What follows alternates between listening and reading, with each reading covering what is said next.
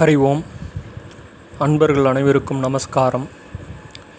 கண்களில் ஒளியாகி கருத்தினில் பொருளாகி எண்ணமதில் நினைவாகி இதயமதில் அன்பாகி என் உடலுக்கு துணையாகி என் உள்ளத்தில் நிறைவாகி என் செயல் யாவும் உனதாகி என்னை நடத்தும் வழியாகி என்னுள்ளே நீயாகி உன்னாலே நானாகி என்னை ஆளுகின்ற தேவனாகி என் குருநாதனின் தாளையை போற்றி என் குருநாதனின் தாளையை போற்றி அகத்தினுள்ளிருந்து அழகாய் ஆர்ப்பவித்து எழுந்து நின்ற எண்ணிலா ஈசருக்கும் பட்டம் சூட்டி எண்ணத்தில் கலந்து எண்ணத்தை சுத்தமாக்கி அத்தனை சுத்தமும் அற்புதமாய் தேர்ந்தெடுத்த என் அப்பனே அகஸ்தியரே வாருங்கள் வாருங்கள் வாருங்கள்.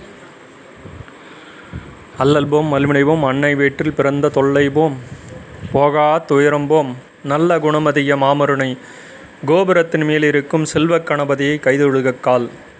அற்புத விநாயகர்தம் ஆசிரியர் பாவுரையை சொற்பொருளின் குற்றமின்றி சொல்லவே முற்படு சீர் சொற்புழலாம் கடந்து தூதாமை ஞானமிகு கற்பக விநாயகர் என்றால் காப்பு. துதிப்போர்க்கு வலினிவோம் துன்பமுன் நெஞ்சிறு பதிப்போர்க்கு செல்வம் பளித்து கதித்தோங்கும் நிஷ்டயம் கைகூடும் நிமலருள் கந்தர் சஷ்டி கவசந்தனை. திருச்சிற்றம்பலம் திருச்சிற்றம்பலம் தில்லையம்பலம் அருணாச்சலம் பொதிகாச்சலம் தக்ஷணா அமூர்த்தி. இப்போ நம்ம பார்த்துட்ருக்கிற பதிவு அறம் சார்ந்த திருக்குறளில் அறத்துப்பாலில் அடுத்து உள்ள அதிகாரம் வான் சிறப்பு. ஸோ அறம்னா என்ன அப்படின்னு கடவுள் வாழ்த்தில் பார்த்தோம். கடவுளை வாழ்த்தி வணங்கி திருவள்ளுவர் திருக்குறளை இயற்றியுள்ளார். அதில் அறம் சார்ந்த பண்புகள் என்ன, மனிதர்கள் கடைபிடிக்க வேண்டிய முக்கியமான நெறிகள் என்ன என்று பார்த்தோம். இப்பொழுது வான் சிறப்பு என்ன அப்படின்னா ஆகாயஸ்தலம் சிதம்பரம் திருச்சிற்றம்பலம். அந்த ஆகாயத்துக்கு உண்டான வானத்தை பற்றி வான் சிறப்புன்ற அதிகாரத்தில் சொல்ல போகிறாங்க சுவாமி. அதில் முதல் திருக்குறள் வானின்றுலகம் வழங்கி வருதலால் தானமிழ்தம் என்றுணரர்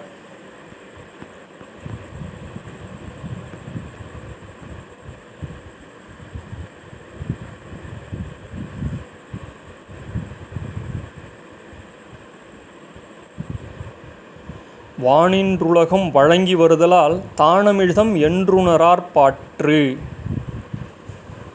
வானின்று உலகம் வழங்கி வருதலால் தானமிழ்தம் என்றுணரர் பாற்று. இப்போ பரிமேலழகர் வானின்று உலகம் வழங்கி வருதலால் என்ன அர்த்தம் அப்படின்னா மழை இடையராது நிற்ப உலகம் நிலை பெற்று வருதலான் தான் அமிழ்தம் என்று உணரற் பாற்று. அம்மழைதான் உலகத்திற்கு அமிழ்தம் என்று உணரும் பான்மையை உடையது. அது நிற்ப என்பது நின்று என திரிந்து நின்றது. உலகம் என்றது ஈண்டு உயிர்களை அவை நிலை பெற்று வருதலாவது பிறப்பு இடையாரையாமையின் எஞ்ஞான்றும் உடம்போடு காணப்பட்டு வருதல். அமிழ்தம் உண்டார் சாவாது நிலைபெறுதலின் உலகத்தை நிலைபெறுத்துகின்ற வானை அமிழ்தம் என்று உணர்க என்றார். இப்போ பரிமேலழகர் திருக்குறள் இந்த திருக்குறளுக்கு என்ன உணர்த்துறாங்க அப்படின்னா வானின்று உலகம் வழங்கி வருதலால். இப்போ ஆன்ற அச்சரத்துலேருந்து தான் இந்த அத்தனை உயிரெழுத்துக்களிலிருந்து தான் அத்தனை உயிரெழுத்துக்கள் மெய்யெழுத்துக்கள் எல்லாமே ஆதிலிருந்து ஆரம்பிக்குது. அதே மாதிரி ஆதி பகவன் அந்த சுவாமியோடைய ஓங்காரத்திலேருந்து தான் இந்த தோற்ற மயக்கம் தோன்றி மறையுது. அப்போ வானின்று உலகம், வான் இல்லாமல் உலகம் கிடையாதுன்னு சொல்கிறாங்க. இந்த உலகத்துக்கு பூலோகத்துக்கு அடிப்படை ஆதாரம் வான் உலகம். வான் எதுக்காக வானத்தை சொல்கிறாங்க அப்படின்னா வானத்தில் தான் மேகம் தோன்றி மழையை கொடுக்குது. மழை இல்லாமல் நம்ம யாராலையும் வாழ முடியாது. எப்படி சூரியன் இல்லாமல் பூலோகத்தில் எந்த செயலும் நடைபெறாதோ அதே போன்று மழை பெய்யாமல் இந்த உலகம் வாழ முடியாது. மழை இடையராது நிற்ப உலகம் நிலை பெற்று வருதலான். அதாவது மழை என்ன சுவாமி உணர்த்துறாங்கன்னா அமிழ்தம்னு சொல்கிறாங்க. அப்போ இந்த வானம் எப்படி இந்த பூலோகத்துக்கு ஒரு சிறப்பாக இருக்கோ அமிழ்தம் போன்று மழையை கொடுத்து அத்தனை ஜீவராசிகளுக்கும் அமிர்தம் பொழிந்து உயிருக்கு அடிப்படையாக விளங்குதோ அதே போன்று ஒவ்வொரு குடும்பத்திலும் இறையாண்மை, இறைத்தன்மை. ஒரு வீட்டில் விளக்கேற்றி தூபதீபம் காண்பித்து பூஜை நடைபெறுவதனால் அந்த இறைவன் என்று அமிழ்தம் தெய்வ சக்தி அந்த வீட்டில் குடிகொண்டு அந்த குடும்பத்தை வளப்படுத்துகிறது. அப்போ சிதம்பரம் நடராஜ பெருமான், அதனுடைய சிதம்பர ரகசியம் என்ன? வெட்டவெளி, வானம். அந்த வானத்திலிருந்து உள்ள அமிழ்தம்தான் மழை என்றும் அமிழ்தம் பெய்து அனைத்து ஜீவராசிகளும் ஓருயிர் தாவரங்களிலிருந்து அத்தனை ஜீவராசிகளுக்கும் படியளக்கப்படுகின்றது. அப்போ அவை நிலை பெற்று வருதலால் பிறப்பு இடையறாமையின் எஞ்ஞான்றும் உடம்போடு காணப்பட்டு வருதல். அப்போ இந்த உலகம் நிற்கிறதுக்கே காரணம் என்ன? வானத்தின் மூலமாக மழையினுடைய காரணமாகத்தான். அமிர்தம் போன்று மழை பெய்வதால் தான் உலகம் அழியாமல் நிலை பெற்று உள்ளது அப்படி சொல்லி சுவாமி உணர்த்துறாங்க. அப்போ இந்த திருக்குறள் என்ன?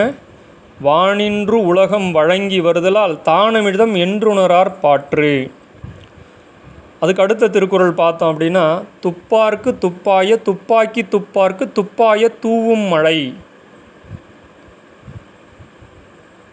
துப்பார்க்கு துப்பாய துப்பாக்கி, அதாவது உண்பார்க்கு நல்ல உணவுகளை உளவாக்கி, துப்பார்க்கு துப்பாய தூவும் மழை, அவற்றை உண்கின்றார்க்கு தானும் உணவாய் நிற்பதும் மழை. இப்போ பரிமேல் அழகர் என்ன உணர்த்துறாங்க அப்படின்னா, தண்ணீராய் உண்ணப்படுதல். ஒரு தாவரமும் ஒரு மிருகமும் ஒவ்வொரு மனிதனும் மழையிலிருந்து வரக்கூடிய தண்ணீரை தான் உணவாக உட்கொள்ளப்படுகிறான். முதல்ல தண்ணீர் தான் ஒரு உணவு. ஒரு மனிதனுடைய அடிப்படை ஆதாரம். தண்ணி குடிக்காமல் யாராவது இருக்க முடியுமா? இன்றைக்கி சமுதாயத்தில் யாரையும் குறையாக சொல்லலை. மினரல் வாட்டர், ஒரு பேருந்தில் பயணித்தாலும் சரி, இப்போலாம் திருமண வீடுகள்லேயே முதல்லாம் தண்ணி டம்ளரில் வைப்பாங்க. ஒரு இலை போட்டு தண்ணி தெளித்து டம்ளரில் வைப்பாங்க தண்ணியை. இப்போ வாட்டர் 200 ml வாட்டர் பாட்டில், ஒரு பேக் எவ்வளோ அப்படின்னு சொல்லி பேசி வாட்டர் பாட்டிலில் கொடுத்துட்றாங்க. அப்போ இந்த அடைக்கப்பட்ட நீராக இருந்தாலும் அதுவும் நீர் தான். அப்போ அந்த நீர் மினரல் வாட்டர்னு சொல்கிறோம். அதில் மினரல் இருக்கா? ஆக்சுவலாக மினரலை எடுத்த வாட்டர் தான் அது. அதான் மினரல் வாட்ரு. காலப்போக்கில் இன்னும் என்னென்னலாம் வரப்போதோ தெரியல. அப்போ இந்த தண்ணீர் என்பது ஒரு இன்றியமையாதது. அது எங்கேருந்து வருது? மழையிலிருந்து வருது. அப்போ தண்ணீர் தான் முக்கியமான உணவு. அது தாவரமாக இருந்தாலும் சரி, மனிதனாக இருந்தாலும் மிருகமாக இருந்தாலும் உண்பார்க்கு நல்ல உணவுகளை உளவாக்கி. அந்த உணவு சமைக்கிறதுக்கும் எது தேவைப்படுது? தண்ணீர் தான் தேவைப்படுது. இன்றைக்கி தண்ணீர் பஞ்சம் கடுமையாக இருக்குது. எல்லா இதுலேயும் வறட்சியாக இருக்குது. ஓரளவுக்கு மழை பெய்யறதுனால தப்பிச்சுட்டு வரோம். அப்போ இன்னும் இந்த பாலைவன நாடுகள்லாம் பார்த்தோம் அப்படின்னா ஓஏசிஸ்ன்னு சொல்லுவாங்க. ஒரு குளம் மாதிரி இருக்கும், அதை சுற்றி 2 ஈச்ச மரம் இருக்கும். அதுதான் தண்ணிக்கு ஆதாரம். இப்போ உலகத்தில் எங்கே இருந்தாலும் வறண்ட பிரதேசமாக இருந்தாலும் அது எந்த பிரதேசமாக இருந்தாலும் தண்ணீர் ஆதாரம். அது மழை பெய்யும் போது பூமியே உட்கொள்ளுது. இப்போ ஒரு மலையிலேருந்து நதி உருவாகுது அப்படின்னா நதி மூலம் ரிஷி மூலம் பார்க்கக்கூடாதுன்னு சொல்லுவாங்க. இப்போ நதி எங்கேருந்து உருவாகுது? மலையிலேருந்து உருவாகுது. மலைக்கு எப்படி தண்ணீர் கிடைக்குது? வானத்துலேருந்து மழை மூலமாக கிடைக்குது. அப்போ ஏதோ ஆறு மூலமாகவோ இல்லை குளம், ஏரி, இப்படி எல்லா ஜீவராசிகளும் தண்ணீரை அடிப்படை ஆதாரம். ஒரு நாள் ஃபுல்லாக நம்ம தண்ணி குடிக்காமல் இருக்க முடியுமா? இப்போ தண்ணீர் அடிப்படை ஆதாரம். அப்போ துப்பார்க்கு துப்பாய துப்பாக்கி, உணவு எப்படி உண்றமோ அதுக்கு தகுந்த மாதிரி உணவை சமைக்கிறதுக்கும் டைரெக்டாக நம்ம உணவாக நீரை தான் அருந்துகிறோம் அப்படின்னு சொல்லி சுவாமி உணர்த்துகிறாங்க. அவற்றை உண்கின்றார்க்கு தானும் உணவாய் நிற்பதும் மழை. அப்போ மழை நீர் தான் மழைநீர் சேகரிப்பு திட்டம்லாம் எதுக்கு கொண்டு வந்தாங்க? இன்றைக்கி பார்த்தோம் அப்படின்னா வீடில் சுற்றி தோட்டம், ஒரு மண், அந்த மாதிரி இது அமைப்பு இருக்கும். ஒரு தோட்டம் துறவு இருக்கும். இன்றைக்கி ஃபுல்லாக டைல்ஸை போட்டு ஃபுல்லாக மொழிகிடுறாங்க. தண்ணி பூமிக்கு போகிறதுக்கு வழியே இல்லை. இப்போ மனிதன் நவீன நாகரிக வளர்ச்சியில் அந்த மாதிரி பண்ணுறான். இருந்தாலும் மழைநீர் சேகரிப்பு என்பது மிக மிக இன்றியமையாதது. இப்போ எப்படியோ மழை பெய்யுது அப்படின்னா வானத்துலேருந்து பெய்யக்கூடிய தண்ணீரை சேமித்து அதுக்கு தான் வந்து ஒவ்வொரு ஊர்லேயும் வந்து குளங்கள், ஏரிகள், ஓடைகள் இதெல்லாம் வந்து இயற்கையாகவோ செயற்கையாகவோ மனிதன் வந்து ஏற்படுத்தி வைத்திருந்தான் தண்ணீரை தேக்கி வைத்து கொள்ள. இப்போ தண்ணீர் வந்து மிகவும் இன்றியமையாதாக உள்ளது. இன்றைக்கி பார்த்தோம் அப்படின்னா எத்தனையோ ஏரியெல்லாம் நம்ம சொல்லக்கூடாது, அதெல்லாம் பஸ் ஸ்டாண்ட் ஆக்கிட்டாங்க, பேருந்து நிலையமாக மாறி போச்சு, கடை கட்டடமாக ஆகி போச்சு. நம்ம வந்த பாதையை மறந்துட்டோம். இன்றைக்கி ஒரு ஊர்லேயும் இப்போ ஒரு குறைஞ்சபட்சம் ஒரு 50 குளங்களாவது இருக்கும், ஒரு 3 ஏரியாவது இருக்கும். ஒரு பெரிய ஒரு ஊராக இருந்தால் 2லிருந்து 3 ஏரிகள் இருக்கும். அந்த நீரை எப்படி பயன்படுத்தி எப்படி செய்யணும், இது பண்ணணும், சேகரித்து அதை எப்படி முறையாக பயன்படுத்தணுன்றதையே வந்து மக்கள் வந்து தவறிட்டாங்க. அதாவது நாங்கள் பணி பார்க்கும்போது வாட்டர் பட்ஜெட்டுன்னு ஒரு திட்டம் உண்டு. வாட்டர் பட்ஜெட்னால் ஒரு கிராமம் இருந்தால் அங்கே வந்து தண்ணீருடைய ஆதாரம் என்ன இருக்குது, குளம் எத்தனை இருக்குது, ஒரு பெர் இயருக்கு எவ்வளோ தண்ணீர் சேகரிக்கப்படுகிறது, எத்தனை வாட்டர் டேங்க் இருக்குது, அது எத்தனை வீடுகளுக்கு போய் சேருது, கால்நடைகளுக்கு எவ்வளோ, குளங்களாக இருந்தால் மற்ற தண்ணீரை எவ்வளவு சிக்கனமாக பயன்படுத்த வேண்டும் என்று பல விதத்தில் திட்டம் போட்டு ஆராய்ச்சியாளர்கள் சொல்கிறாங்க. அடுத்த வேர்ல்டு வார் வந்து தண்ணிக்காக தான் வரும் அப்படின்ற மாதிரி சொல்கிறாங்க. அந்த மாதிரி வராது. இறைவனுடைய அருளாலும் அகஸ்திய பெருமானுடைய அருளாலும் அந்த மாதிரி நிலைமைக்கு போக மாட்டோம். ஏன் அப்படின்னா, ஃபார் எக்ஸாம்பிள் நமக்கு வந்து ஒரு வறட்சி வந்துருச்சு அப்படின்னா ஒரு ஹோமம் பண்ணுறோம், ஒரு கணபதி ஹோமமோ நவகிரக ஹோமமோ. எல்லாத்துக்கும் நேற்று பார்த்த மாதிரி நவகிரகங்கள் தான் ஆட்சி புரிகிறார்கள். இப்போ மழைக்கு உண்டான அடிப்படையான ஆதார சக்தி ஒரு தெய்வம் என்ன அப்படின்னா வருண பகவான். இப்போ திருவண்ணாமலையை சுற்றி வரும்போது வருண லிங்கம் இருக்குது. இப்போ வருண பகவான், இந்த வருணனை ஆவாகனம் பண்ணி ஹோமத்தில் அவருக்கு ஆவர்த்தி கொடுத்து ஒரு சத்தியமான யதார்த்தமான உண்மை என்ன அப்படின்னா, ஒரு இருப்புணர்விலிருந்து ஒரு ஞானம் கைவரப்பட்ட ஒரு உலக நன்மைக்காக எவ்விதமான எதிர்பார்ப்பும் இல்லாமல் ஹோமம் நடக்கும் பொழுது வருண பகவான் ஆவாகனம் பண்ணி குருவுடைய அருளால் யாகங்கள் பண்ணும்போது கண்டிப்பாக அந்த யாகத்துக்கு உண்டான பலனாக மழை பெய்யும். யாகம் பண்ணும்போதோ யாகம் பண்ண சிறு மணித்துளிகளிலோ அல்லது அன்றைக்கோ கண்டிப்பாக மழை பெய்யும். இது சத்தியம். அப்போ இந்த வானத்துக்கு எப்படி மேகம் போகுது, எப்படி அங்கேருந்து தண்ணி வருது, அதெல்லாம் அப்புறம் பார்ப்போம். முதல்ல இந்த மழையோடைய தன்மை என்ன, நீருடைய தன்மை என்ன. இப்போ தண்ணீரில் இவ்வளோ விஷயம் இருக்கா அப்படின்னா இருக்குது. இன்றைய காலகட்டத்தில்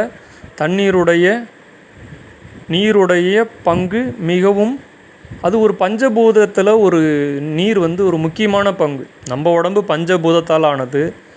அதில் ரத்தம் என்ற அமைப்பு உள்ள அந்த அமைப்பு தன்மை வந்து நீருக்கு உண்டான அதிபதி. அப்போ நீர் என்னும்போது நமக்கு இறைபக்தியோடு கலந்து வணங்கும்போது திருவானைக்கா. ஸோ திருவானைக்கா நீருக்கு உண்டான அதிபதி உள்ள ஸ்தலம். அப்போ பஞ்சபூதங்களில் கடவுள் வாழ்த்திலிருந்து ஆரம்பிக்கப்படும் பொழுது நீரை முக்கியமாக வைத்து, வருணனை முக்கியமாக வைத்து சுவாமி வான் சிறப்புன்ற அதிகாரத்தில் கொண்டு வராங்க. அப்போ பஞ்சபூதத்தில் இப்போ என்ன பார்த்துட்டோம், ஒன்று வானம், வெட்டவெளி, அங்கேருந்து தோன்றக்கூடிய நீர். பஞ்சபூதம்தான் இந்த உலகம் வந்து பஞ்சபூதத்தால் ஆனது. அதில் முதல் பூதம் என்ன, மனம். மனத்தினுடைய கண் தான் இந்த வானம் உள்ளது. அந்த வானத்தில் உள்ள வெட்டவெளி ஆகாயம், அது முதல் பஞ்சபூதம். இரண்டாவது பஞ்சபூதம் நீர். அப்போ நிலத்தையும் நீரையும் சேர்த்து வான் சிறப்புன்ற அதிகாரத்தில் கொண்டு வந்துட்டாங்க. அப்போ இந்த உலகத்திற்கு அறத்தை நோக்கி போகும்போது நீர் இன்றியமையாததாக உள்ளது. அப்போ ஓங்காரத்தில் தோன்றி மறையக்கூடிய இந்த உலகத்தில் முதல் பஞ்சபூதமாக தத்துவத்தை சுவாமி உணர்த்துகிறாங்க. வான் சிறப்புன்ற அதிகாரம், வானத்தையும் நீரையும் 2 பஞ்சபூதத்தையும் சுவாமி உணர்த்தி இங்கே கொண்டு வராங்க. அப்போ துப்பார்க்கு துப்பாய துப்பாக்கி, துப்பார்க்கு துப்பாய தூவும் மழை. அப்போ மழைன்ற அமிர்தத்தை நம்ம உண்ணக்கூடிய தன்மை உள்ளதாக உள்ளது. இன்றைக்கும் சமைக்கிறதுக்கு தண்ணி இல்லாமல் நம்ம சமைக்க முடியாது.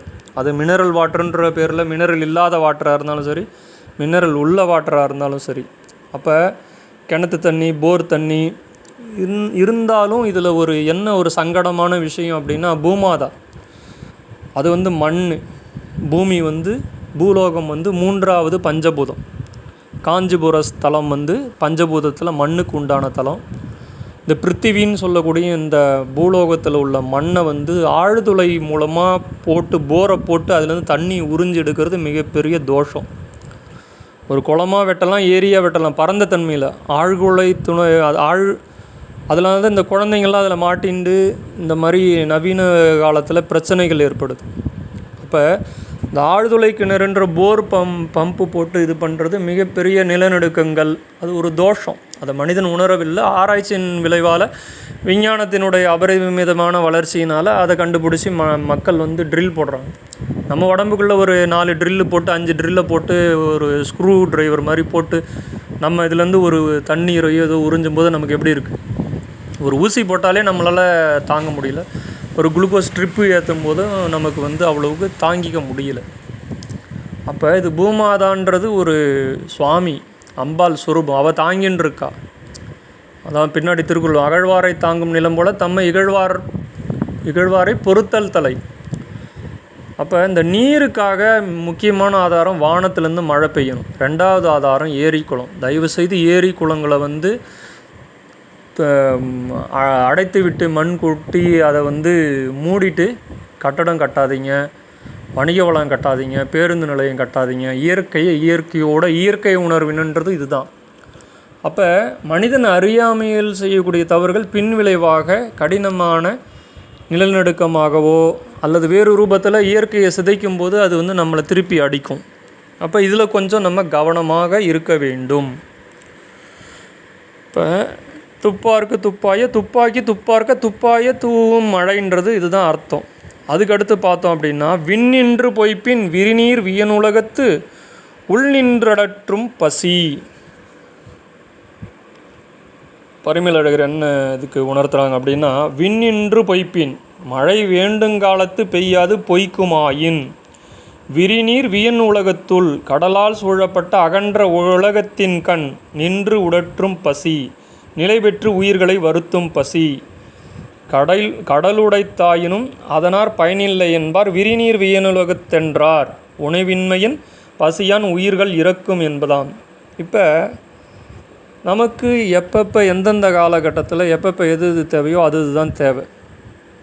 இப்போ நம்ம ஒரு பேருந்தில் பயணம் பண்ணுறோம், இல்லை எங்கேயோ ஒரு சாப்பிட போகும்போதோ நமக்கு நீர் இன்றியமையாத ஆகுது. தாகம் எடுக்கும்போது தானே நமக்கு தண்ணி தேவை. தாகம் எடுக்காத போது நமக்கு தண்ணி தேவையில்லை.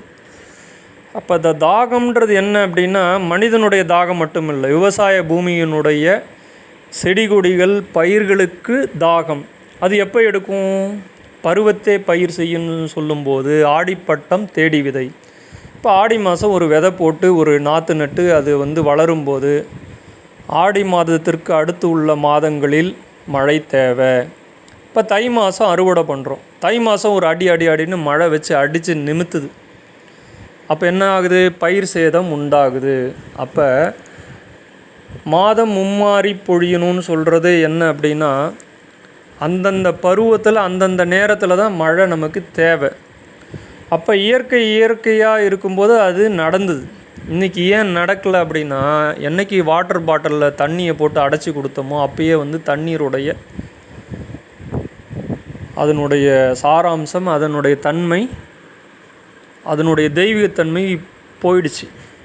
அப்போ நம்ம ஒரு செயற்கையாக ஒன்று தேடும்போது இயற்கை அதுக்கு செயற்கைக்கும் போட்டி நடக்கும்போது இயற்கை தான் ஜெயிக்கும். அப்போ நமக்கு தண்ணி தேவைன்னா ஒரு பாட்டிலில் பிடிச்சி எடுத்துகிட்டு போகலாம், இல்லை வீட்டுக்கு வரவங்களுக்கு தண்ணி கொடுக்கலாம். நீர் தானம், மோர் தானம் மிகப்பெரிய தானம். ஏன் இந்த நீருன்ற டாப்பிக்கில் இதை சொல்ல வரோம் அப்படின்னா, மழை பெய்கிற நேரத்தில் தான், மழை தேவைப்படும் போது தான், நமக்கு தாகம் எடுக்கும்போது தானே தண்ணி குடிக்கிறோம்.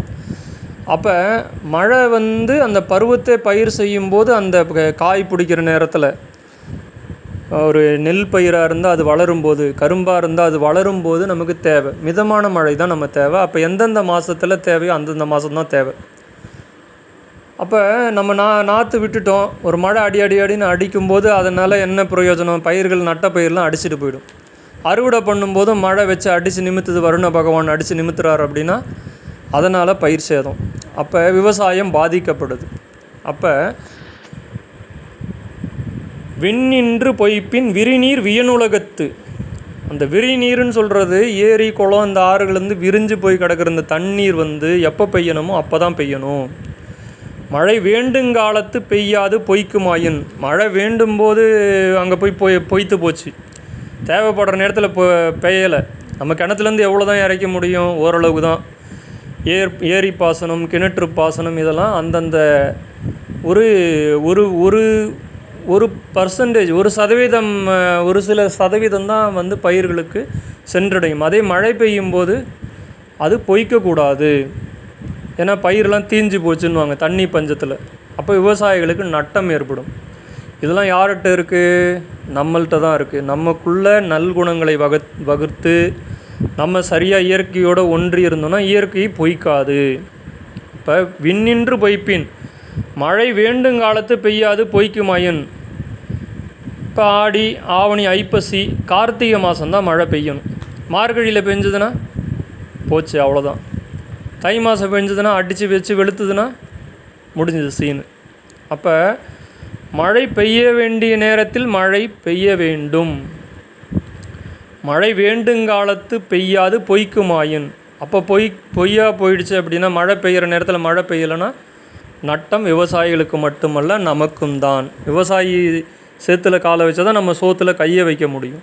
அப்போ இந்த அமைப்பில் என்ன சுவாமி உணர்த்துறாங்க அப்படின்னா, கடலார் சூழப்பட்ட அகண்ட உலகத்தின் கண். இப்போ தண்ணி ஃபுல்லாக என்ன ஆகும்? பெய்த மழை ஃபுல்லாக கடலில் போய் கலந்துரும். கடலில் போகிறதுனால ஒரு பிரயோஜனமும் கிடையாது.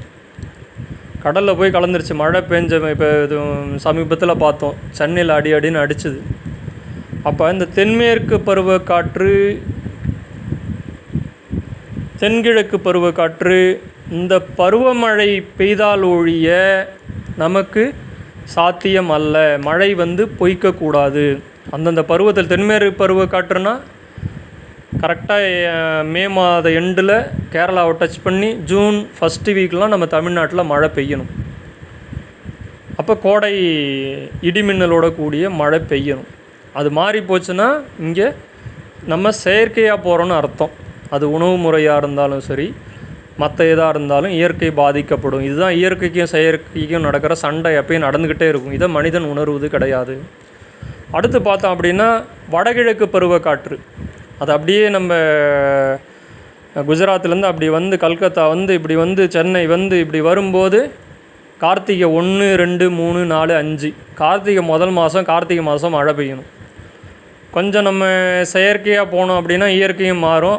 அது கடைசியில் மார்கழியில் மழை பெய்யும். அப்புறம் பார்த்தா தை மாதத்தில் வச்சு அடின்னு வச்சு வெளுக்கும். அப்போ ஒரு பிரயோஜனமும் கிடையாது.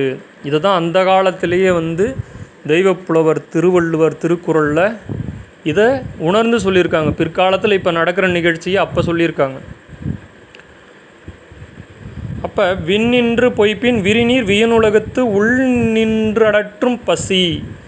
பசி தாவரங்களுக்கு எப்பயோ அப்போ தான் நம்ம கொடுக்க முடியும். நமக்கு தாகம் எடுக்கும்போது தான் தண்ணி குடிக்கிற மாதிரி கரும்பிலிருந்து, நிலக்கடலிருந்து, நெல் பயிரிலிருந்து, உளுந்திலிருந்து, ஊடுபயிராக இருந்தாலும், தென்னை மரமாக இருந்தாலும், எந்த மரம் மட்டை எதுனாலும் சரி, விவசாயமாக இருந்தாலும் விவசாயம் சார்ந்த அத்தனை தொழில்களுக்கும் எப்போ தேவைப்படுதோ அந்த பருவத்தில் மழை பெய்யணும்.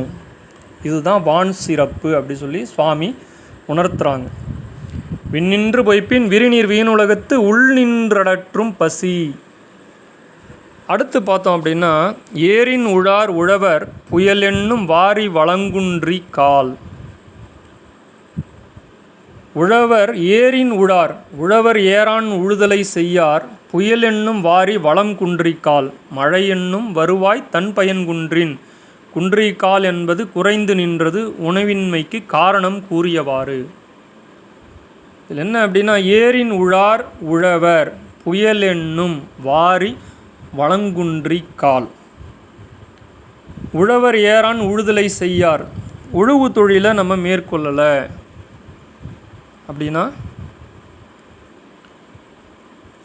புயல் என்னும் வாரி வளம் குன்றிக்கால். இப்போ இந்த மழையுடைய இது என்ன அப்படின்னா, மழை கரெக்டாக பெய்யணும்னு சொன்னோம். இப்போ ஒரு புயல் மழை அடிக்குது. புயல் மழை அடிக்கும்போது விவசாயம் நடக்குமா? உழவு தொழில் பண்ண முடியுமா? இப்போ உழவு தொழில் அடிப்படை ஆதாரம் விவசாயம். நம்ம பூலோகத்துக்கு உழவு தொழில் தான் அடிப்படை, விவசாயம் அடிப்படை. அந்த உழவு தொழில் பாதிக்கும் போது புயல் அடிக்குது, காற்று புயல் மழை பெய்யுது அப்படின்னா அப்போ குன்றும். எது குன்றும்? விவசாயத்தால் வரக்கூடிய வருமானம் குன்றும், வருவாய் குன்றும். வருவாய் விவசாயம் குன்றுச்சு அப்படின்னா பஞ்சம் பட்டினி. உணவுப் பொருளுடைய விலைலாம் 1 மடங்கு இல்லை 3 மடங்கு அதிகரிக்கும். அப்போ விலைவாசி ஏற்றம் நம்ம அரசியல் அமைப்பு மேலே நம்ம சண்டை போடுவோம். விலைவாசி ஏறி போச்சுன்னு. விலைவாசி ஏறுறதுக்கு யாருப்பா காரணம்? நம்ம தான் சிந்திச்சு பார்க்கணும். விலைவாசி ஏறி போகுது அப்படின்னா பருவமழை பொய்க்கின்றது, புயல் மழை வருகின்றது, விவசாயம் பாதிப்படைகின்றது, உழவு தொழில் குன்றுகிறது. உழவு தொழில் குன்றுச்சு அப்படின்னா அதனுடைய வருமானம் குறையும், அரசாங்கத்துக்கு நஷ்டம், மக்களுக்கும் நஷ்டம். அப்போ 10 ரூபாய்க்கு வாங்கக்கூடிய பொருளை 20 ரூபாய் கொடுத்து வாங்கணும். 1 கிலோ அரிசி 45 ரூபா அப்படின்னா 75 ரூபா கொடுத்து வாங்கணும். 1 லிட்டர் நல்லெண்ணெய் ஒரு ஒரு ஒரு 12 லிட்டர் நல்லெண்ணெய் 4000 ரூபா அப்படின்னா ஒரு டின்னு 7000 8000 கொடுத்து வாங்கணும். அப்போ 2 மடங்கு 3 மடங்கு ஆகுது. இப்போ உழவு தொழிலை ஒரு அரசியல் அமைப்போ அரசு ஒரு ஒரு ஒரு அரசன் ஆளுகின்றான் என்றால் உழவு தொழிலில் கவனம் தேவை, விவசாயத்துக்கு கவனம் தேவை. உழவு தொழிலை மேம்பெற செய்ய வேண்டும். பஞ்சாப் இருக்குன்னா அங்கே எல்லாம் பணக்காரன், விவசாயி அத்தனை பேரும் பணக்காரன். இப்போ வட மாநிலங்களில் கோதுமையாகட்டும், எண்ணெய் நெல்லாகட்டும், கம்பு, சோளம், கேழ்வரகு, கடுகு, ராஜஸ்தானில் கடுகு. அப்போ ஒரு மாநிலத்துக்கு உண்டான மண்ணுக்கு ஏற்ற விளைநிலங்களும் உண்டு, அதுக்கு ஏற்ற பயிர்கள் உண்டு. அதை பார்த்து நாம் பயிரிட்டு விவசாயத்தை மேம்படுத்தவில்லை என்றால், உழவு தொழில் குன்றிவிட்டதென்றால் நாட்டில் வருவாய் குறையும். வருவாய் குறைந்தால் விலைவாசி ஏறும். வருவாயும் குறையும், விலைவாசியும் ஏறும். 2 அடி விழும். இன்றைக்கி பார்த்தோம் அப்படின்னா விவசாயிகள் விவசாயம் பண்ண தான் செய்கிறாங்க. அதுக்கு சரியான வழிகாட்டுதலோ அமைப்போ இன்னும் விருத்தி வரல. அப்போ ஒரு அடிப்படை அமைப்பு என்ன அப்படின்னா, இப்போ மண்ணுன்ற பஞ்சபூதத்துக்கு வந்திருக்காங்க. மண்ணில் விவசாயம் நலிவடையக்கூடாது, உழவு தொழில் மேம்பட வேண்டும். ஏரின் உழார் உழவர் புயல் என்னும் வாரி வளங்குன்றிக்கால். வளம் குன்றி போயிடும். இன்றைக்கி தஞ்சாவூரில் பார்த்தோன்னா மாதம் மும்மாரி பொழிஞ்சு அவ்வளோ நெல் யானை கட்டி போர் அடித்தது. இன்னைக்கு யானை கட்டி போர் அடிக்கலை, டிராக்டராக நெல்லை அடிக்கிறாங்க. டிராக்டர் வச்சு அடிக்கிற காலம் இப்போ இருக்குது. எல்லாம் என்னாச்சு? குளத்தை போட்டாங்க.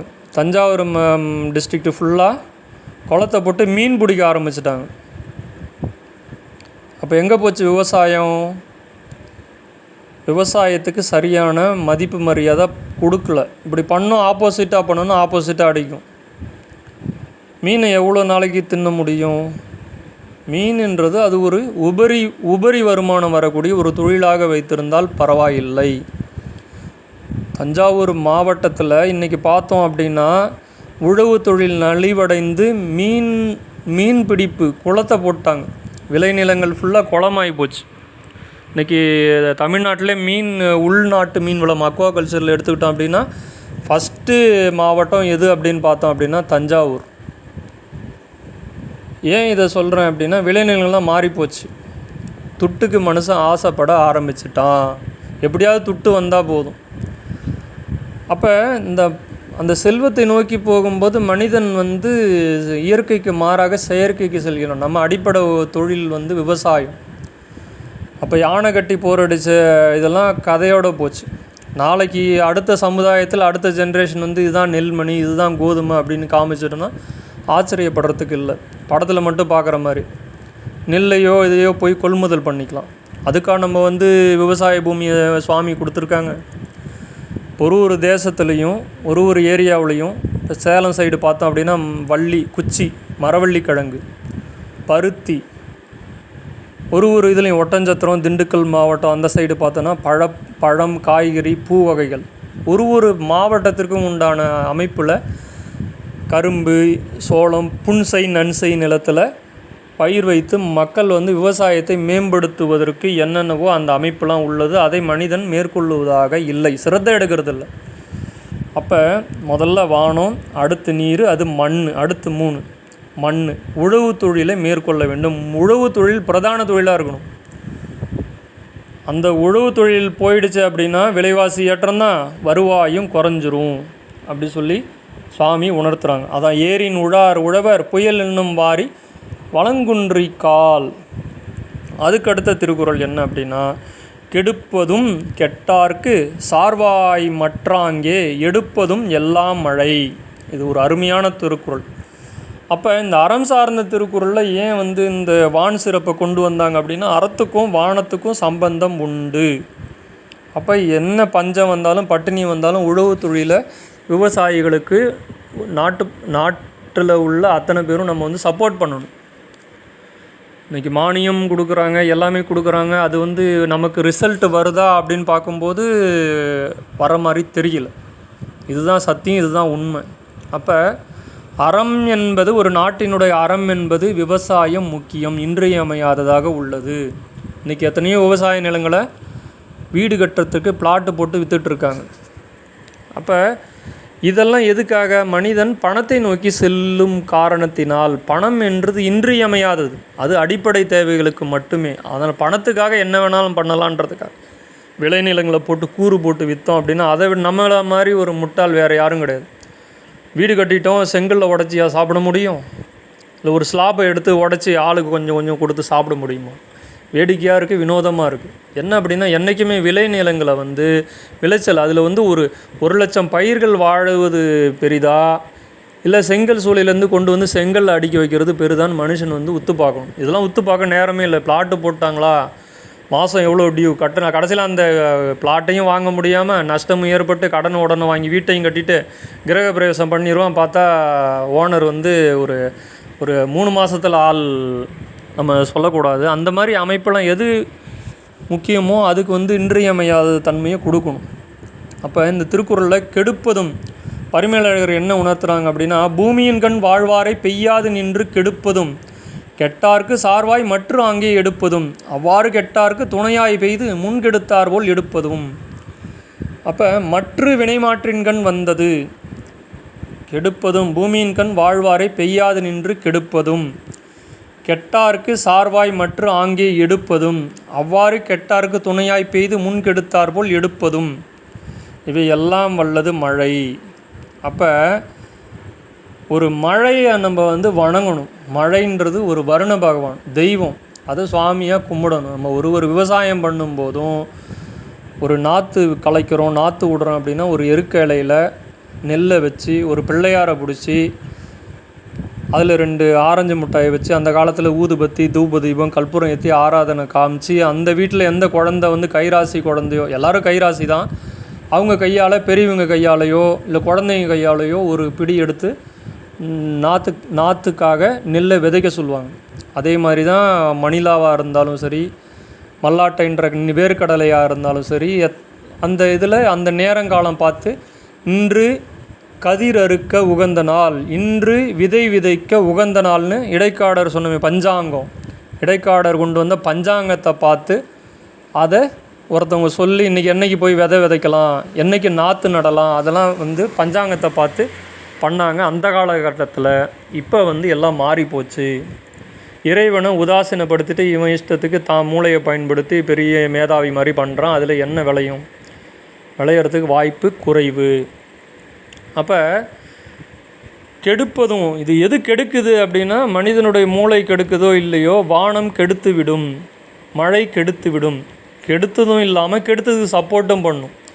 அப்போ என்ன நடக்கும்? ஆடி மாதம் விதைக்கணும், மிதமான மழை தேவை. அதுக்கு முன்னாடி உள்ள மாதத்திற்கு வைகாசி ஆனி மாதம்லாம் மிதமான மழை தேவை.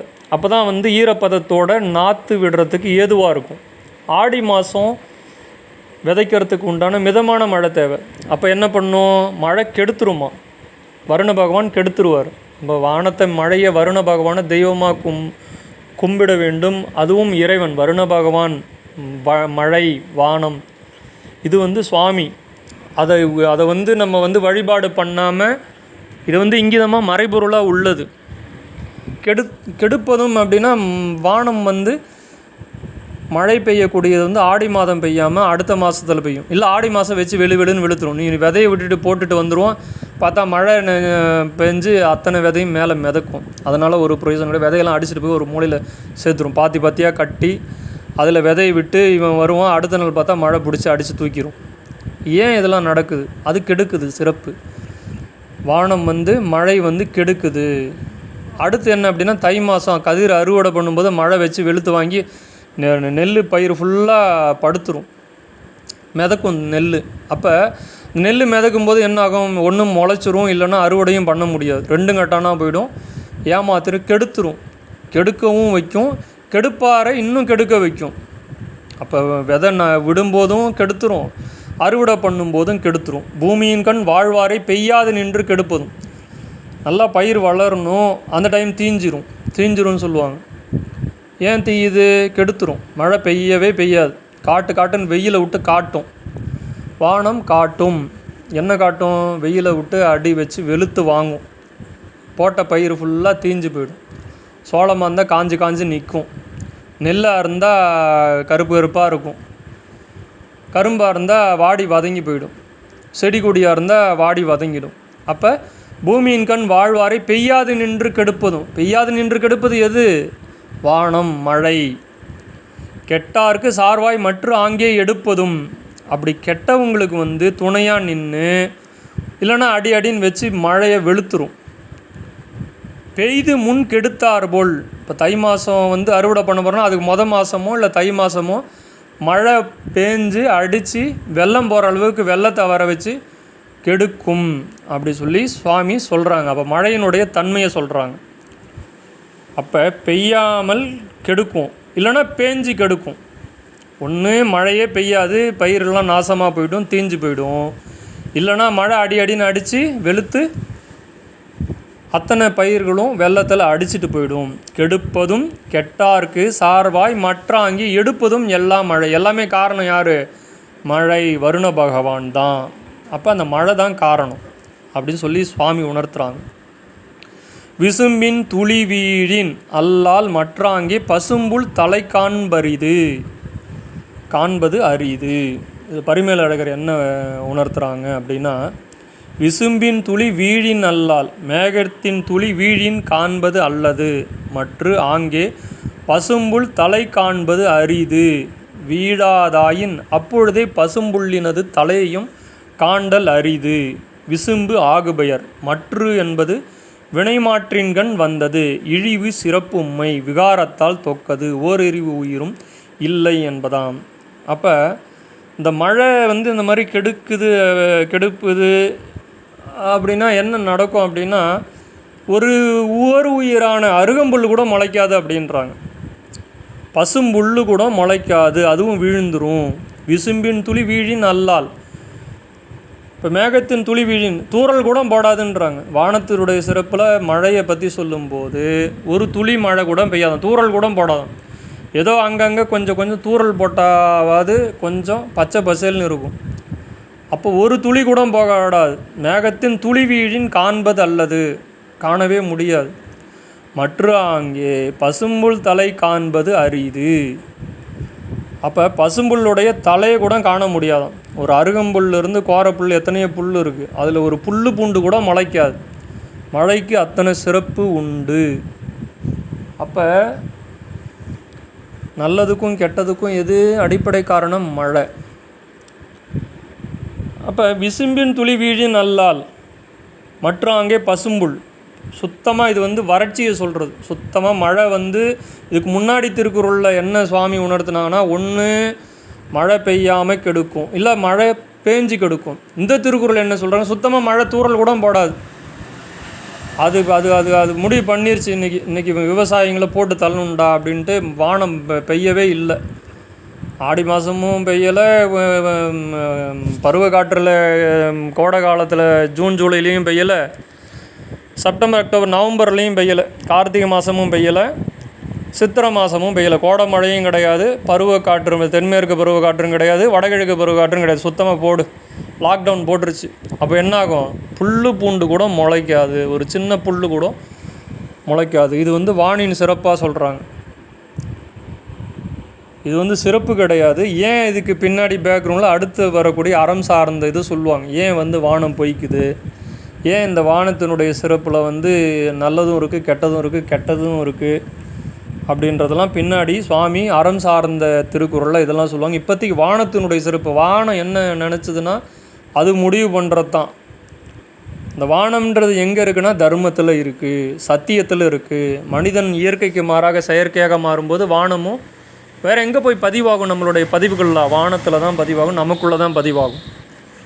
அப்போ புண்ணிய காரியங்களை செய்யணும், தானம் தர்மம் பண்ணணும், அது பண்ண பதிவுகளில் தான் மழை பெய்கிறது. அடுத்தடுத்த திருக்குறள்லையும் அடுத்தடுத்து அறம் சார்ந்த திருக்குறளில் நம்ம பார்ப்போம், பேசுவோம். அடுத்த திருக்குறள் அறம் சார்ந்த திருக்குறளில் வானத்தினுடைய இயல்பை பார்த்தா தான் நமக்கு தெரியும். வானம்ன்றது நமக்கு நம்ம எந்தளவுக்கு போற்றி பாதுகாக்கிறோமோ வருண பகவானையும் வானத்தையும், அந்தளவுக்கு அது நமக்கு கொடுக்கும். அடுத்த திருக்குறள் அருமையான திருக்குறள். நெடுங்கடலும் தண்ணீர்மை குன்றும் தடிந்தெழி தான் நல்காதாகிவிடின். பரிமேலழகர் என்ன உணர்த்துறாங்க அப்படின்னா, நெடும் கடலும் தண்ணீர்மை குன்றும், அளவில்லாத கடலும் தன்னியல்பு குறையும், எழிலி தான் தடிந்து நல்காது ஆகிவிடின், மேகந்தான் அதனை குறைத்து அதன்கட் பெய்யாது விடுமாயின், தன்னியல்பு குறைதலாவது நீர்வாழ் உயிர்கள் பிறவாமையும் மணி முதலாயன படாமையும் ஆம் ஈண்டு குறைத்தல் என்றது முகத்தலை. கடல் குறைபடுத்த நீர் கல் குறைபட விரிந்து பரிபாடலில் சொல்கிறது. இப்போ மழைக்கு முதலாய கடற்கும் மழை வேண்டும் என்பதாம், இவை 7 பாட்டானும் உலக நடத்தற்கு ஏதுவாதல் கூறப்பட்டது. இப்போ இந்த 7 திருக்குறள்லையும் என்ன உணர்த்துறாங்க சுவாமி அப்படின்னா, மழை தான் முக்கியம், வானம் முக்கியம், வான் சிறப்பை சொல்கிறாங்க. வானம்ன்ற ஆகாயஸ்தலம் சொல்லலாம், வெட்டவெளின்னு சொல்லலாம். வானம் இந்த விண்ணினுடைய சிறப்பை சொல்கிறாங்க. இப்போ கடலுக்கே மழை தேவை. என்ன அப்படின்னா, கடலுக்கு மழை ஏன் தேவை அப்படின்னா, கடல்வாழ் உயிரினங்களும் மழை பெஞ்சாதான் அதுவும் வந்து உயிரினத்தை பெருக்க முடியும். மழை காலத்தில் தான் குஞ்சு பொரிக்கும். கார்த்திகை மாதம்தான் நண்டு வந்து சினை நண்டுகளாக இருக்கும். இப்போ கடல் மட்டும் தண்ணி இருந்தால் மட்டும் போதாது, அதுக்கு தகவமைப்பு வேணும். இப்போ கடல் பார்த்தோம் அப்படின்னா, கடல் வாழ் உயிரினங்களில் மீன்கள் பேர் அனட்ரோமஸ், கடட்ரோமஸ்ன்னு பேர். அனட்ரோமஸ்னால் இந்த மழைக்காலம் பருவ காலத்தில் வந்து ஆற்றை நோக்கி வந்துடும். கடல்லேருந்து தண்ணியில் வரும்போது கடல்லேருந்து இது தண்ணியில் நீந்தி வந்து ஆற்றுல வந்து முட்டையை வச்சுட்டு திருப்பி போயிடும். அது பேர் அனட்ரோமஸ்ன்னு பேர். கடட்ரோமஸ்னால் கடலில் நோக்கி போகிறது. இங்கே ஆற்றுல இருக்க மீன்லாம் போய் கடலில் போய் முட்டையை பொறிச்சிட்டு அங்கே போய் இது பண்ணிவிட்டு, இந்த ப்ரீடிங் சீசன் அங்கே போய் முட்டையை வச்சுட்டு வந்துடும். அப்போ கடலை நோக்கி போகிறது கடட்ரோமஸ் பேர், ஆற்றை நோக்கி போகிறது அனட்ரோமஸ். அப்போ இந்த நீர்வாழ் உயிரினங்கள்லாம் மழை பெய்யலைன்னா அதுவும் அதனுடைய இனப்பெருக்கத்தை குறைச்சி கடல் வளமும் குன்றுன்னு சுவாமி உணர்த்துறாங்க. அப்போ கடல் வளமும் பாதிப்புக்கு உண்டாகும், மீன் வளம் கெடும். இப்போ நில வளமும் கெடும், மீன் வளமும் கெடுன்றாங்க. அப்போ மீன் வளம்ன்றது என்ன அப்படின்னா நீர்வளம், கடல் வளம் குறையும். அப்போ கடலுக்கும் பூமிக்கும் சேர்த்து எது ஆதாரம்? வானம். அதுதான் வானத்துடைய சிறப்பு. நல்லது கெட்டதை சொல்கிறாங்க, வானத்துடைய நல்லது கெட்டதை சுவாமி உணர்த்துறாங்க. அப்போ சுத்தமாக மழையே இல்லை அப்படின்னா கடலுக்கும் மழை தேவைப்படுது. அப்போ தான் மழை காலத்தில் தான் வந்து இனப்பெருக்கம் நடைபெறும்.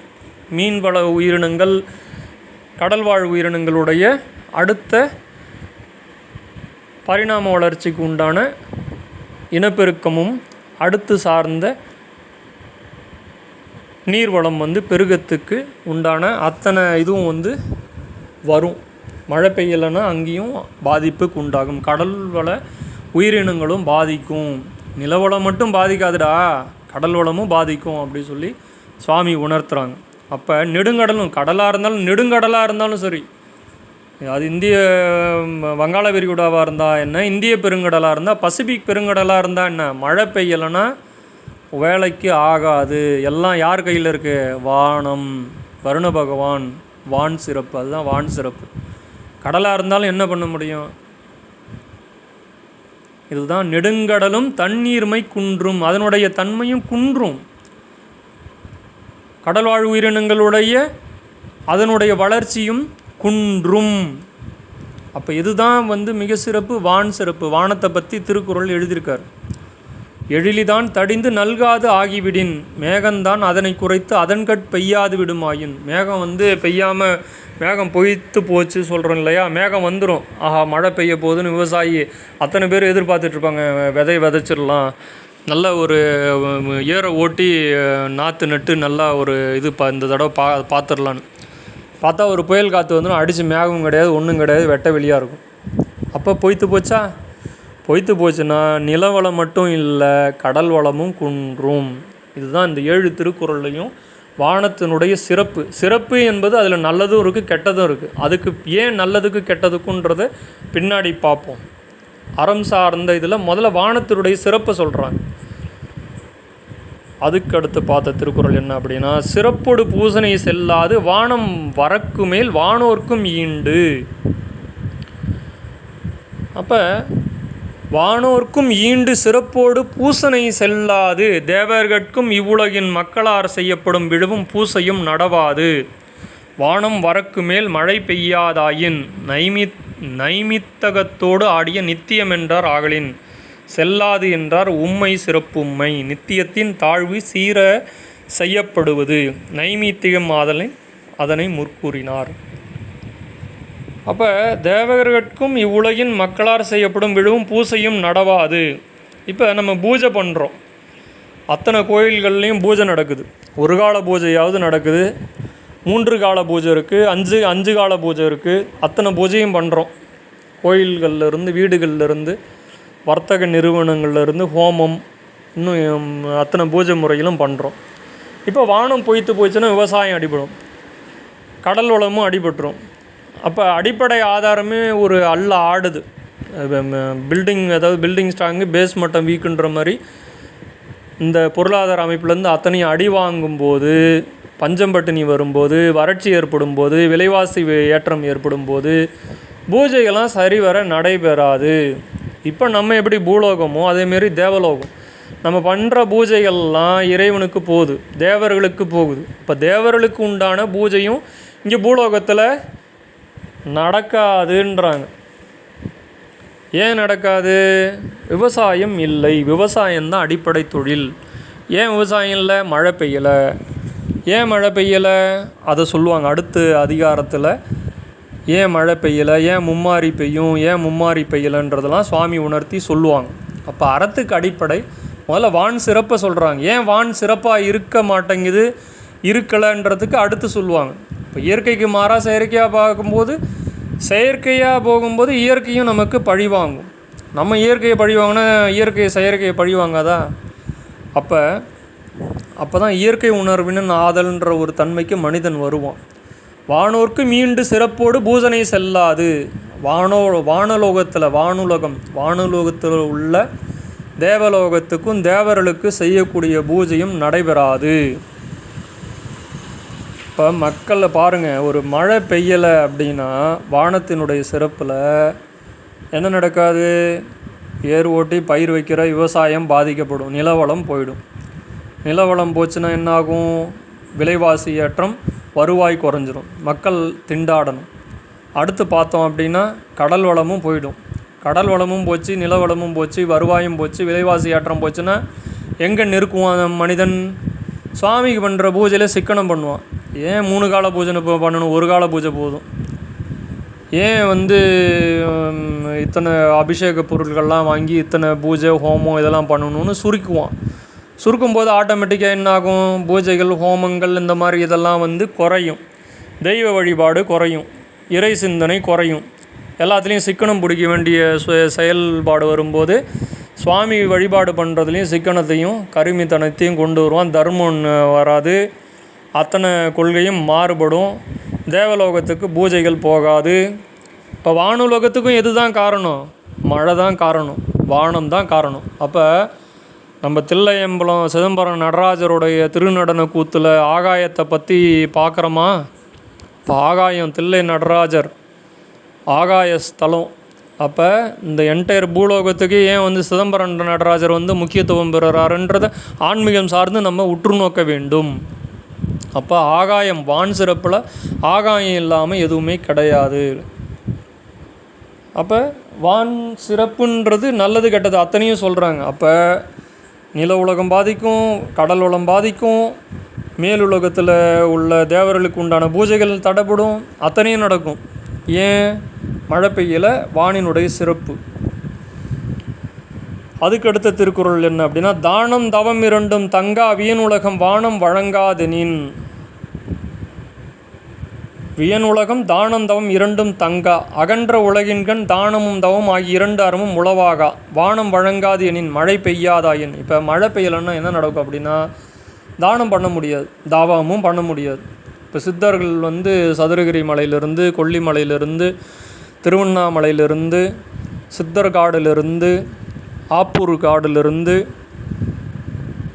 இன்னும் சுருளிமலையிலிருந்து, நாகமலையிலிருந்து, மேகமலையிலிருந்து, பொதிகை மலையிலிருந்து எத்தனையோ மலைகளில் சித்தர்கள் கடுந்தவம் புரிகின்றார்கள். அப்போ அந்த தவம் புரியும் போது மக்களுடைய வறட்சி, மக்களுடைய மிரட்சி அத்தனையும் விலைவாசி ஏற்றம், இந்த கூப்பாடு எல்லாம் நடக்கும்போது, ஒன்றுக்கு ஒன்று வன்முறைகள் வரும்போது, இந்த கலைபுரம் நடக்கும்போது என்னாகும்? சித்தர்களுடைய தவமும் கலையும். நம்ம போடுற கூக்குரல் வந்து என்ன கத்துவோம்? இந்த வானம் என்ன வானத்தை திட்டுவோம். நம்ம யாரெல்லாம் மனசுக்கு தோணுதோ அவங்களெல்லாம் நம்ம வந்து சாடுவோம், சண்டை போடுவோம். அப்போ நம்ம கோபதாபங்களெல்லாம் அவங்க மேலே காட்டுவோம். அப்போ சித்தர்களுடைய தவம் கலையும். அவன் தெய்வீகத்தன்மையில் வந்து இல்லறத்திலிருந்து தவம் பண்ணாலும் சரி, நல்லறத்திலிருந்து தவம் பண்ணாலும் சரி, அலுவலகத்திலேருந்து தவம் பண்ணாலும் சரி, தியானம் தவங்கள்லாம் வந்து தங்காது, அதனுடைய பலன்கள் இருக்காதுன்னு சுவாமி உணர்த்துறாங்க. தானமும் பண்ண முடியாது. தனக்கு மிஞ்சி தான் தானம் தர்மம் சொல்கிறோம். இல்லை இருப்பதில் கொடுப்பது சிறப்பு, இருப்பதையே கொடுப்பது அதனினும் சிறப்புன்னு சொல்லப்படுகின்ற அகஸ்திய பெருமனுடைய வாக்கும் எப்படி இருக்கும்? போராட்டமாக இருக்கும். ஒரு தானம் பண்ணுறது அவ்வளோ எளிதாக நடக்காது. ஏன்னா இதுக்கெல்லாம் அடிப்படை காரணம் விவசாயம். அதுக்கு முன்னாடி அடிப்படை வானம் பொய்த்தது என்றால் ஒரு உலகத்தில் இந்த மாதிரியான போராட்டங்கள் வரும். அப்போ டாப் டு பாட்டம் திருவள்ளுவர் வந்து உள்ளே போய் அலசி ஆராய்ஞ்சு தவத்தில் உள்ள எழுதின வான் சிறப்புன்ற இந்த 2வது அறம் சார்ந்த திருக்குறளில் நம்ம உணர வேண்டிய கருத்துக்கள் அத்தனையும் இதில் வந்து பொதிந்துள்ளது. அதுதான் சும்மாலாம் சொல்லலை. இடைக்காடர் வந்து கடுகை துளைத்தேழ் 7 கடலை புகுத்தி குறுகத்தரித்த குறள். அப்போ இந்த ஒரு 10 திருக்குறளை எடுத்துக்கிட்டு 10 வருஷம் இல்லை, யுகம் யுகமாக இதுதான் பொருந்தும். எத்தனை யுகமாக இருந்தால் என்ன பெய்யணும்? வானம் இருக்கணும், மழை பெய்யணும், விவசாயம் நடக்கணும். விவசாயத்தை மீறி மழை பெய்யும் போது ஆறு ஏரி குளத்தில் தண்ணி இருக்கணும். அந்த ஏரி குளம் நிரம்பி வழியணும். கடலில் மழை பெய்யணும், கடல் வளமும் வரணும்.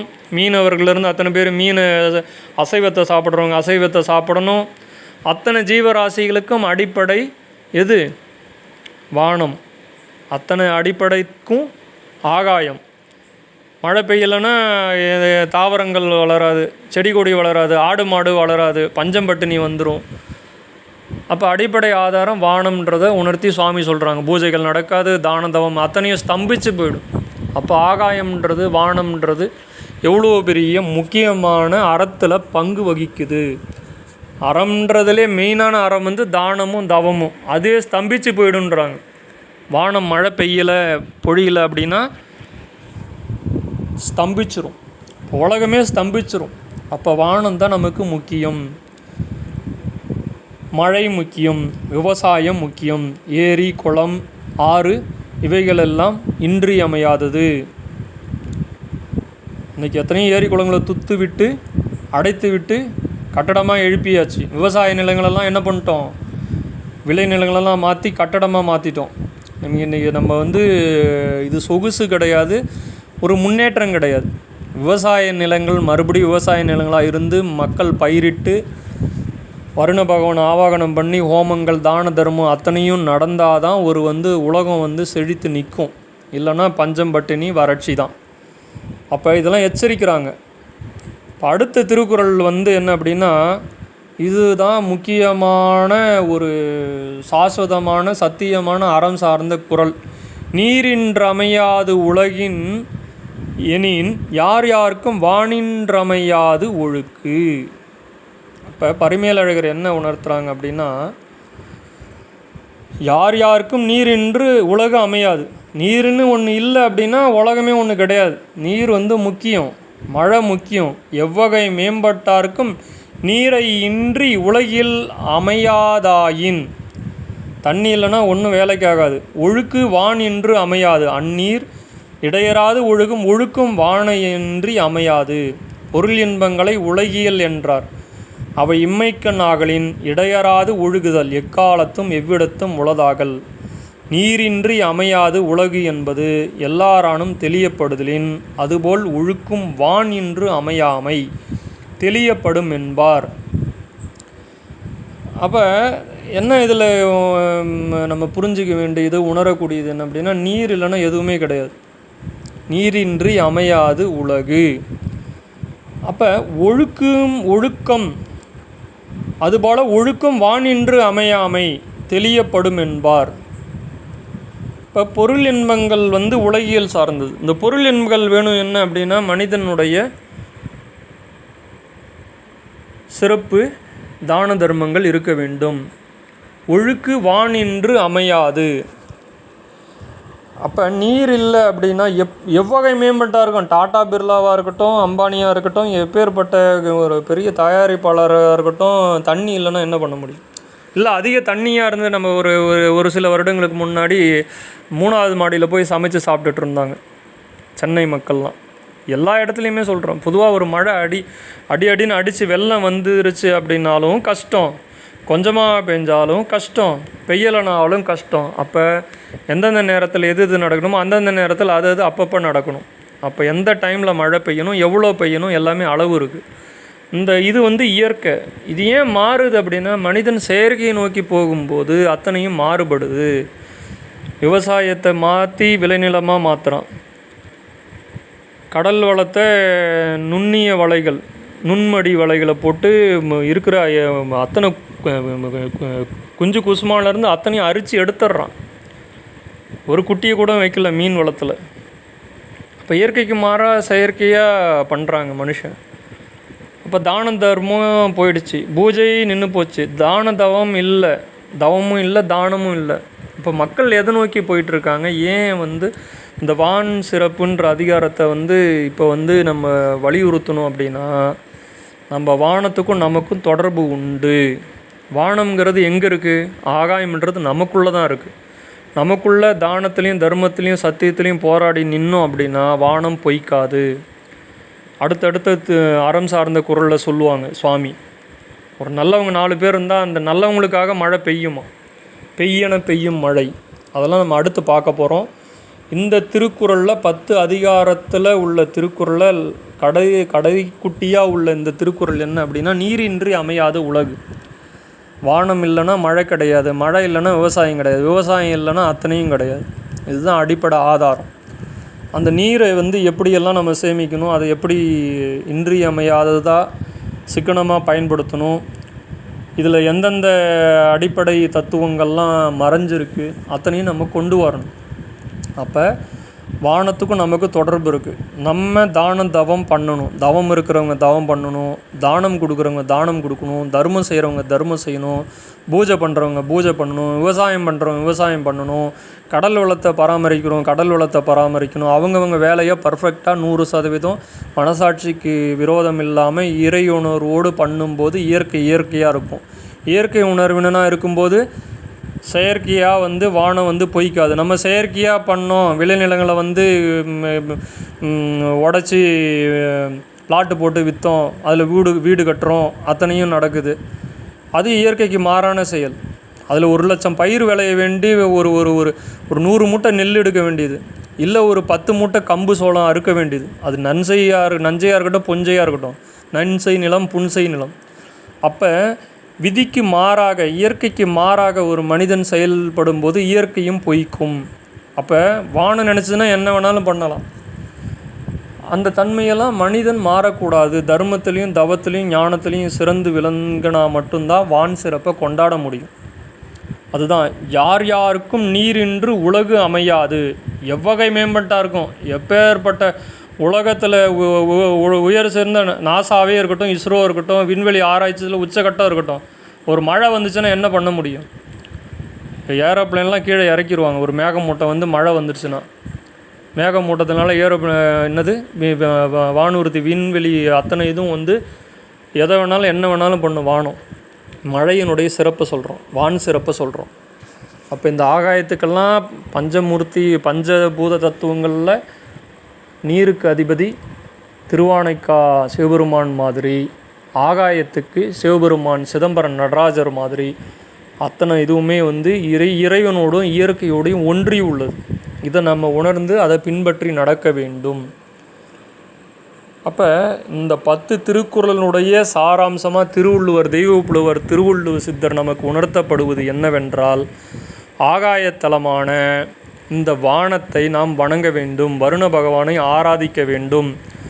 அப்படி ஆராதனை பண்ணும்போது, இறைவனோட இயற்கையோடு இருக்கும்போது, விவசாயம் பண்ணும்போது, மனசாட்சிக்கு விரோதம் இல்லாமல் தானம் தவம் தர்மம் பூஜைகள் அத்தனையும் நடைபெறும்போது வானம் பொய்க்காது. இப்போ வானுடைய சிறப்பை வந்து சுவாமி அருமையாக உணர்த்தி இது பண்ணியிருக்காங்க.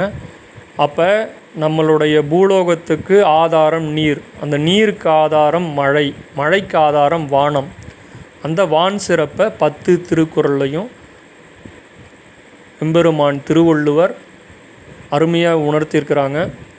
இதுதான் அகஸ்திய பெருமானும் நிறைய பாடல்களில் வந்து சொல்லியிருக்காங்க. என்ன அப்படின்னா, இந்த நீருடைய தன்மையை பார்க்கும்போது, அந்த நீர் என்பது வந்து ஒரு நமக்கு தாகத்தை தீர்க்கக்கூடியது மட்டுமல்ல, அது வந்து மிகப்பெரிய சக்தி. நீர் என்பது மிகப்பெரிய சக்தி.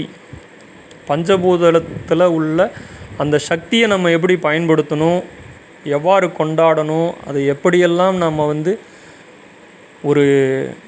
அது ஒரு சுவாமியாக பார்க்கணும். மழை வருண பகவான்றது வந்து ஒரு மிகப்பெரிய ஒரு பஞ்சபூதத்தில் உள்ள சக்தி. அது நினச்சதுன்னா என்ன வேணால் பண்ணலான்றது இந்த 10 திருக்குறளில் பார்த்துட்டோம். ஸோ அறம் சார்ந்த இந்த 10 திருக்குறளையும், வானத்தை பற்றிய சிறப்புகளையும், மழை நீரை பற்றிய சிறப்புகளையும், நீரினுடைய சிறப்பை பற்றியும் திருக்குறளில் பரிமேலழகர் உரை மூலயமா அகஸ்திய பெருமான் அருளிய இந்த சந்தர்ப்பம், இந்த வாய்ப்பை வந்து அனைவரும் பயன்படுத்திக்கிட்டு இந்த ஏரி குளங்கள் இந்த இயற்கை வளத்தை காப்பாற்றி நம்ம பூலோகத்துக்கு ஒரு நிரந்தரமான ஒரு பஞ்சம் பட்டினி வராத செழுமையாக இருக்கணும்னா நம்மளும் இருந்து போராடி தான் வரணும். இதுதான் வந்து சத்தியம். அனைவருக்கும் நன்றி, வணக்கம். ஓம் அகத்தீசாய நமக, ஓம் அகத்தீசாய நமக, ஓம் அகத்தீசாய நமக. மானாட மழுவாட மதியாட புனலாட மங்கை சிவகாமியாட மாலாட நூலாட மறையாட திரையாட மறைதந்த பிரம்மனாட கோணாட வானொலுகு கூட்டமெல்லாமாட குஞ்சர முகத்தனாட குண்டல மிரண்டாட தண்டை புலியுடையாட குழந்தை முருகேசனாட ஞான சம்பந்தரோடு இந்திராதி 18 முனியட்ட பாலகருமாட நரை தும்பைருகாட நந்தி வாகனமாட நாட்டிய பெண்களாட வினையோட உனைப்பாட எனை நாடி இதுவேளை விருதோடு ஆடி வருவாய் ஈசனே சிவகாமியேசனே என என்ற தெல்லைவாழ் நடராஜனே. ஓம் நமோ பகவதி சர்வமங்களதாயினி சர்வயந்திரஸ்வரூபிணி சர்வமந்திரஸ்வரூபிணி சர்வலோகஜனனி சர்வாபீஷ்டப்பிரதானி மகாதிரிபுரசுந்தரி மகாதேவி சர்வாபீஷ்ட சாதய ஆபதோ நாசே சம்பதோ பிராபய சக குடும்பம் வரதய அஷ்ட ஐஸ்வர்யம் சித்தியும் குருரும் பாகிமாம் ஸ்ரீதேவி துன்மக பாகிமாம் ஸ்ரீதுன்மக பாகிமாம் ஸ்ரீதேவி துப்யம் நமக. ஸ்ரீ சக்கரராஜ சிம்மாசனேஸ்வரி ஸ்ரீ லலிதாம்பிகே புவனேஸ்வரி ஆகம வேத கலாமி ரூபிணி அகில சராசரஜனி நாராயணி நாகங்கண நடராஜ மனோகரி ஞான வித்தேஸ்வரி பரிபூர்ணி நமாமி ஸ்ரீ அகிலாண்டேஸ்வரி பாதபங்கஜம். ஓம் சர்வமங்கள மாங்கல்யே சிவே சர்வாரத்த சாதியே சரண்யே திரம்பகே கௌரி தேவி நாராயணி நமஸ்துதே. ஓம் சர்வமங்களாய சவித்மகே சந்திராத்மியா சதமிகி தன்னோ நித்யா பிரஜோதயாத். ஓம் அருணாச்சலம் புதியாச்சலம் தக்ஷணாமூர்த்தி. அனைவருக்கும் நன்றி, வணக்கம். ஹரி ஓம்.